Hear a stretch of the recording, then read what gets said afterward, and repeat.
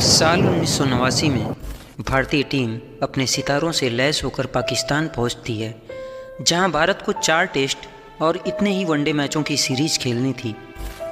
15 नवंबर 1989 को भारत और पाकिस्तान के बीच पहला टेस्ट कराची में प्रारंभ होता है।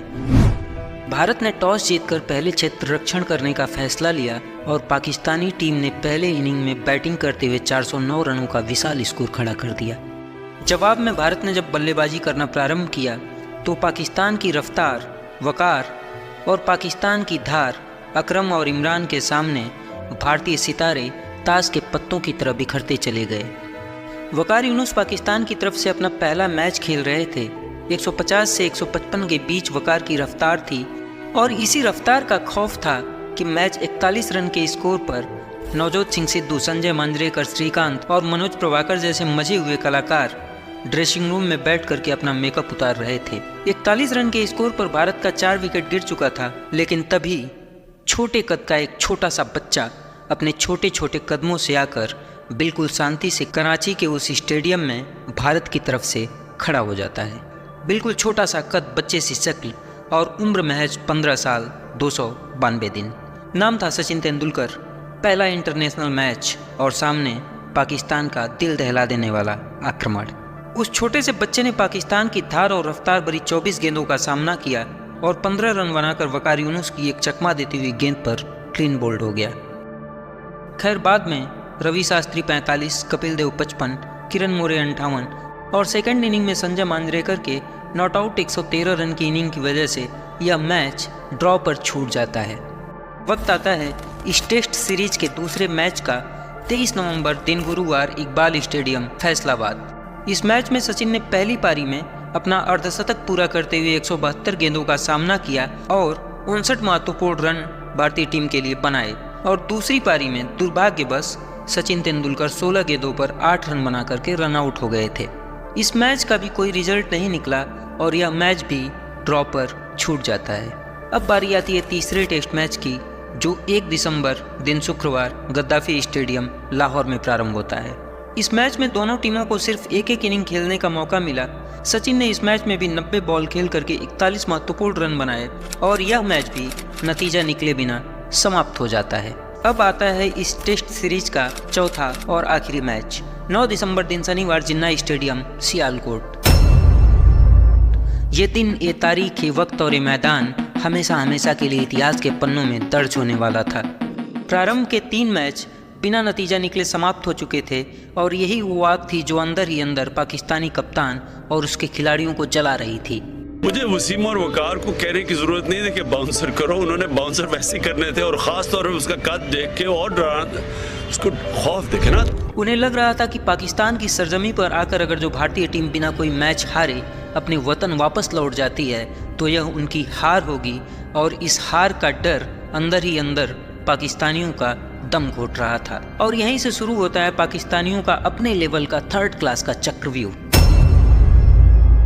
पाकिस्तानी कप्तान इमरान खान को पता था कि पाकिस्तानी पेस आक्रमण की तुलना में भारतीय पेस आक्रमण कमज़ोर है और इसी बात का फ़ायदा उठाते हुए सियालकोट की उस पिच पर जो घास उगाई थी उस घास को साफ नहीं करवाया जाता है, ताकि घास पर पड़कर गेंद को और रफ्तार और अनइवन बाउंस मिल सके और इस रफ्तार और बाउंस से भारतीय खिलाड़ियों का शिकार किया जा सके। सियालकोट में पूरी हरी पिच, ये नहीं पता लगता ग्राउंड कौन सा है और पिच कौन सी है। उन पे गाय, भैंस, भेड़, बकरियां 2 हफ्ते चार लो, वो मरेगी नहीं, इतना घास था उस पिच के ऊपर बॉस। पाकिस्तानी कप्तान इमरान खान ने स्टेडियम स्टाफ को यहाँ तक की धमकी दे डाली। इमरान खान ने बोला है कि तुम अगर घास काटोगे तो गर्दन उड़ा दूंगा, हिंदुस्तानियों को हराना है। खैर, इसी चक्रव्यूह के बीच मैच प्रारंभ होता है। सिक्का एक बार फिर पाकिस्तान के पक्ष में गिरता है। भारत को पहले बल्लेबाजी करनी पड़ती है और भारत अपनी इस पहली पारी में किसी तरह से 324 रन बना लेता है। सचिन ने यहाँ भी एक महत्वपूर्ण पारी खेलते हुए 51 बॉल पर 35 रन बनाया। जवाब में पाकिस्तान की पूरी टीम मात्र 250 रन पर सिमट जाती है। ऐसा लग रहा था कि पाकिस्तानी अपने बुने हुए जाल में खुद ही फंस चुके थे। भारत को पहली पारी के आधार पर 74 रन की बढ़त मिल जाती है। इसी बीच भारत अपनी दूसरी पारी का प्रारंभ करता है और इस बार किस्मत पाकिस्तानियों के गोद में जाकर बैठ जाती है।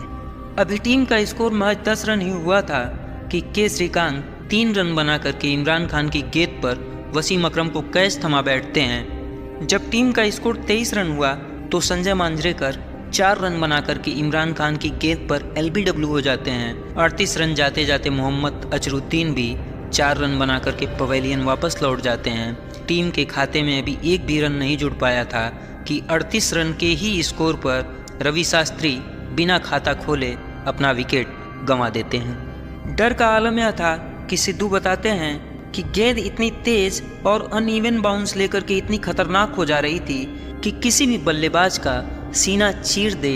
और रवि शास्त्री अंग्रेजी बोलता हुआ मेरे सामने से जा रहा है, I'm unlucky। मैं सोच रहा हूं मन में, तू सबसे लकी आदमी है, तू आउट होके जा रहा है, मैं यहाँ अभी भी झेल रहा हूं और वसीम अकरम पेल रहा है, कर क्या रहा है यार, हो क्या रहा है। मैं बीट हुए जा रहा हूँ इधर से उधर से। नई नई शादी हुई है, मैं कहा यार घर पहुंचूंगा, घरवाली को मिलूंगा या नहीं, भगवान आउट ही करा दे किसी तरीके, यहाँ से जान तो बचा।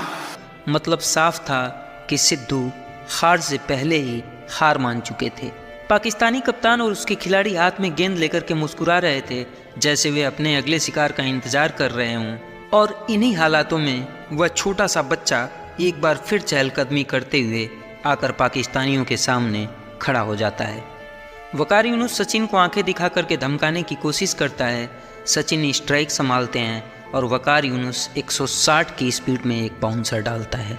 गेंद टप्पा पड़ने के बाद सटाक से सचिन के नाक पर लगती है और सचिन के नाक से खून का फव्वारा निकल पड़ता है। स्टेडियम की तरफ से फिजियोथेरेपिस्ट अली ईरानी भाग करके आते हैं। सचिन की नाक पर रुई लगाई जाती है लेकिन खून बंद होने का नाम नहीं ले रहा था। And the first thought that comes to my mind is मर गया छोरा। मैं कहा गया गुरु। And I run towards Tendulkar boss. There is blood gushing from his nose, the shirt is blood splattered. मेरे को लगा यार खत्म ही ना हो जाए। ऑडियंस से आवाजें आने लगी, इतने छोटे से बच्चे को लेकर क्यों इंटरनेशनल मैच खेलने चले आए। जो लोग भारत में मैच का लाइव प्रसारण देख या सुन रहे थे उन्होंने भी आपस में बातें करनी शुरू कर दी। क्या भारत के पास खिलाड़ी नहीं रह गए हैं जो बच्चे को लेकर के मैच खेलने चल दिए। देखो ना बेचारे की नाक पर कितनी गहरी चोट लग गई है। छोटा सा लड़का, चेहरे पर खून, ग्लव्स पर खून, शर्ट की आस्तीनों पर खून। पूरी दुनिया को उस बच्चे पर तरस आ रहा था सिवाय एक इंसान के, जो बच्चा खुद था। सिद्धू ने सचिन से कहा तुम रिटायर्ड हर्ट होकर वापस चले जाओ, जाकर पहले अपना इलाज करवाओ।